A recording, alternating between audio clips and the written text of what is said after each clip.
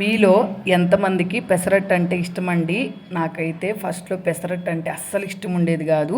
ఇప్పుడు పెసరట్టు అంటే చాలా చాలా ఇష్టం. నాకున్న టిఫిన్స్‌లో పెసరట్టే నేను బాగా తింటాను. పెసరట్టు హోటల్ స్టైల్‌లో ఎలా రావాలో చూపించేస్తాను. ఫస్ట్ 1 గ్లాసు పెసరగుళ్ళు అయితే తీసుకోవాలి. అంటే పెసళ్ళు అంటారు వీటిని. నెక్స్ట్ ఒక ముప్పావు వంతు రేషన్ బియ్యం అంటారు కదా, అవైతే తీసుకొని ముందు రోజు నానబెట్టుకోవాలి.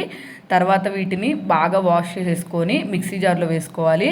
ఒక చిన్న అల్లం ముక్క, నెక్స్ట్ అలాగే 4 పచ్చిమిర్చి వేసుకొని బాగా మెత్తగా గ్రైండ్ చేసుకోవాలి. అంటే దోసల పిండి ఎలా గ్రైండ్ చేసుకుంటామో అట్లా అయితే గ్రైండ్ చేసుకోవాలి.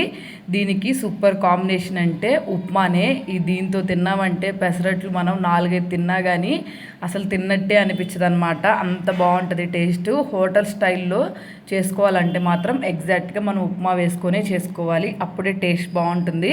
మనం ముందు దోశ వేసుకొని దానిపైన ఉప్మా వేసుకొని కొంచెం ఆయిల్ వేసుకున్నామంటే ఉప్మా పెసరట్టు అయితే రెడీ అయిపోతుంది. నేనైతే ఈ దోశలో కాంబినేషన్గా వేరుశనగల చట్నీ అయితే చేశాను. మీలో ఎంతమందికి పెసరట్టు ఉప్మాతో తినటం ఇష్టమో కింద కమెంట్ సెక్షన్లో కమెంట్ చేయండి. అలాగే నా వీడియో మీకు నచ్చితే మాత్రం వెంటనే సబ్స్క్రైబ్ చేసేసుకోండి.